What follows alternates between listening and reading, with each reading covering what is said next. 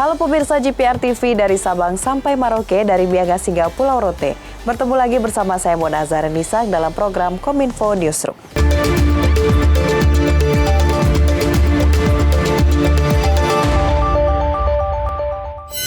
Pemirsa, mengawali informasi pertama, Kementerian Perhubungan Republik Indonesia telah mengeluarkan surat edaran terkait dengan aturan pelaksanaan libur Natal dan Tahun Baru 2022. Nantinya Polri akan melakukan operasi lilin yang dimulai pada tanggal 24 Desember 2021 hingga 2 Januari 2022. Kementerian Perhubungan Republik Indonesia mengeluarkan surat edaran terkait petunjuk teknis yang mengatur perjalanan orang dalam negeri dengan moda transportasi darat pada libur Nataru.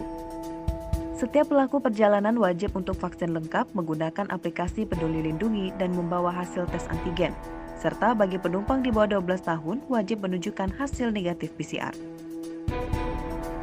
Sedangkan kapasitas penumpang transportasi umum hanya diperbolehkan sebanyak 75%. Untuk mendukung hal tersebut, Polri juga akan melakukan operasi lilin bekerja sama dengan pihak lainnya yang akan dimulai dari tanggal 24 Desember hingga 2 Januari 2022. Karopenmas Divhumas Polri, Irjen Pol Dr. Randus Rusti Hartanto MSI mengungkapkan bahwa Polri akan melakukan operasi lilin dengan mengedepankan metode pencegahan COVID-19. Untuk operasi lilin ini, tahun 2021, Polri melibatkan 103.190 personil. Ya, ini diharapkan bisa mencukupi untuk bisa mengamankan Nataru ini bisa berjalan dengan aman, dengan damai, dan juga dengan sehat. Karena kita melihat pengalaman tahun-tahun sebelumnya, pasca libur Nataru 2020, terlihat ada lonjakan-lonjakan daripada COVID-19 itu sendiri. Pemirsa, informasi selanjutnya, Menteri Komunikasi dan Informatika Republik Indonesia Johnny G. Plate menerima penghargaan The Best Minister Obsession Award tahun 2021. Dan berikut cuplikannya. Menteri Komunikasi dan Informatika Johnny G. Plate menerima penghargaan kategori Best Minister dalam Obsessions Award tahun 2021. Penghargaan itu diberikan atas prestasi dalam mengembangkan layanan publik di tengah pandemi COVID-19. Dalam sambutannya, Menkominfo mengapresiasi kerjasama seluruh pihak dalam menekan penyebaran COVID-19 di Indonesia. Menurutnya, apresiasi itu menjadi salah satu bentuk dukungan kepada putra-putri Indonesia yang menjalankan layanan publik di berbagai sektor. Terima kasih yang sebesar-besarnya juga kepada segenap kekuatan nasional kita, pemerintah pusat, pemerintah daerah termasuk para gubernur, bupati, wali kota, sampai perangkat pemerintahan terkecil, Bapak dan Ibu, kepala desa di seluruh Indonesia, kepada tokoh-tokoh masyarakat, tokoh-tokoh agama, para pemuka adat di seluruh Indonesia, kepada segenap mitra-mitra pemerintah, jajaran industri dan dunia usaha, kepada dunia akademik, para dosen, guru-guru, dan generasi muda kita, para mahasiswa dan siswa di seluruh Indonesia, pada rekan-rekan media, termasuk Obsession Media Group, yang bergandengan tangan begitu luar biasa di dalam hampir 2 tahun terakhir ini, memungkinkan Indonesia dari sedikit negara di dunia yang mampu menekan penyebaran pandemi COVID-19 pada tingkat rendah saat ini. Selain itu, ada beberapa kategori lain yang mendapatkan dalam Obsessions Award tahun 2021. Di antaranya adalah Ketua MPR RI Bambang Susatyo, Kepala Kepolisian RI Listio Sigit Prabowo yang menerima penghargaan kategori Best Institutional Leaders. Kemudian juga ada kategori Best of the Best Leaders yang diberikan kepada Gubernur DKI Jakarta Anies Baswedan. Informasi selanjutnya, pemerintah Indonesia berkomitmen untuk mendukung kesetaraan gender melalui peningkatan peran perempuan di tingkat nasional maupun global. Hal tersebut disampaikan Menteri Luar Negeri Republik Indonesia Retno Marsudi secara virtual dalam G20 Women's Empowerment Kick-Off Meeting pada Rabu 22 Desember 2021. Dalam mendukung kesetaraan gender, pemerintah Indonesia berkomitmen melalui peningkatan peran perempuan di tingkat nasional maupun global.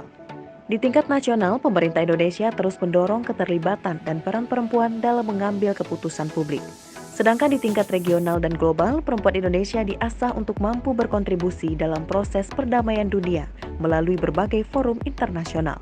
Selain itu, Menteri Luar Negeri Retno Marsudi menyebutkan, presidensi G20 merupakan momentum untuk menunjukkan pada dunia bahwa Indonesia mampu menjawab berbagai tantangan internasional, terlebih di sektor pemberdayaan perempuan. Hal ini disampaikan Menteri Luar Negeri Retno secara virtual dalam G20 Women's Empowerment Kick-Off Meeting, Rabu 22 Desember 2021.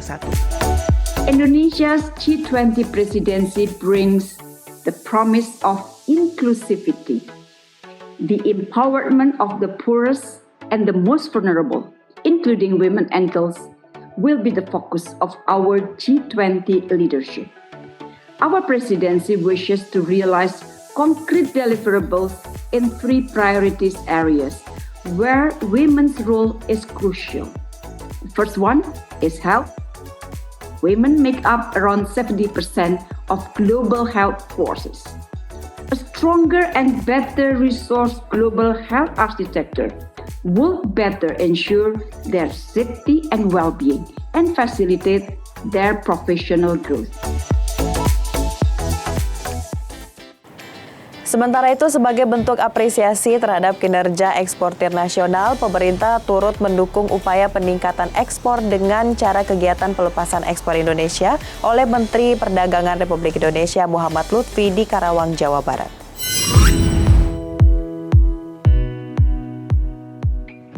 Kementerian Perdagangan Republik Indonesia melakukan kegiatan pelepasan ekspor tahun 2021, diikuti oleh 278 pelaku usaha di 62 kota di 26 provinsi. Kegiatan yang dilaksanakan di Karawang, Jawa Barat ini dihadiri langsung oleh Menteri Perdagangan Republik Indonesia Muhammad Lutfi. Direktur Jenderal Pengembangan Ekspor Nasional Kementerian Perdagangan Republik Indonesia Didi Sumedi menyebutkan bahwa kegiatan pelepasan ekspor tahun 2021 ini merupakan bentuk apresiasi terhadap kinerja para eksportir dan pemerintah yang turut menyokong upaya peningkatan ekspor dan pemulihan ekonomi nasional. Selain itu juga untuk memotivasi kalangan dunia usaha untuk terus mempertahankan dan memperluas pasar ekspor. Menteri Perdagangan Indonesia Muhammad Lutfi mengapresiasi kepada perusahaan yang berorientasi kepada kegiatan ekspor. Tahun ini, Indonesia mencetak prestasi tertinggi atas ekspor, mencapai $209. Hal ini menandakan adanya evolusi dalam sektor ekspor di Indonesia. Bahwa tahun ini Indonesia mencatat prestasi tertinggi untuk ekspor kita.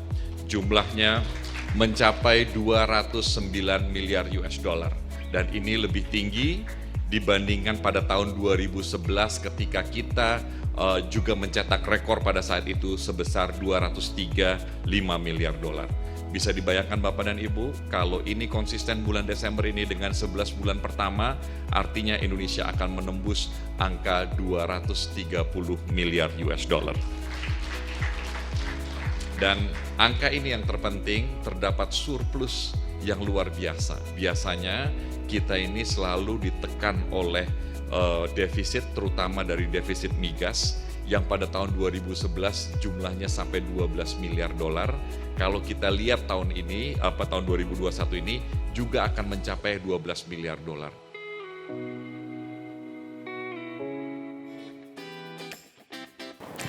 Menutup informasi terakhir, Ketua Umum Gabungan Industri Pariwisata Indonesia Didin Junaidi mengatakan bahwa potensi pariwisata domestik Indonesia lebih besar dibandingkan dengan negara lain.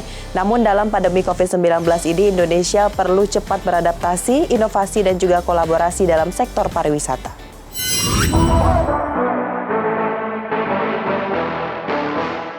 Selama masa pandemi COVID-19, industri pariwisata Indonesia mengalami keterpurukan. Namun pemerintah dalam hal ini juga termasuk pelaku pariwisata melakukan berbagai siasat atau langkah antisipatif.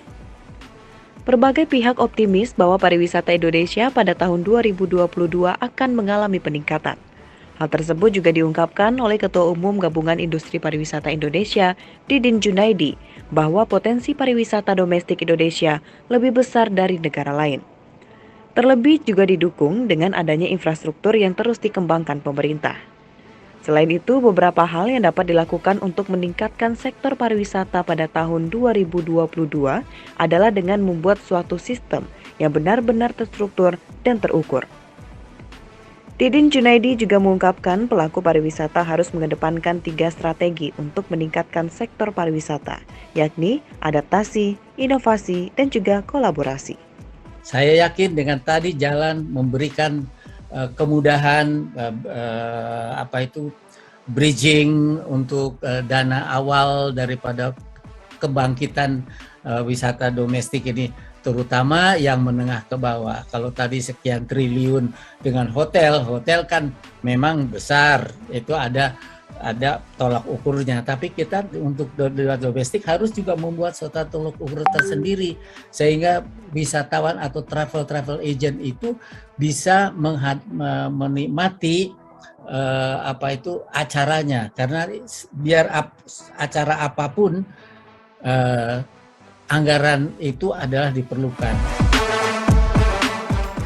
Itulah ragam informasi yang telah kami kemas untuk Anda. Dapatkan update berita pilihan setiap harinya di kanal GPR TV atau media sosial gprtv.id. Saya Mona Azharini pamit, sampai jumpa.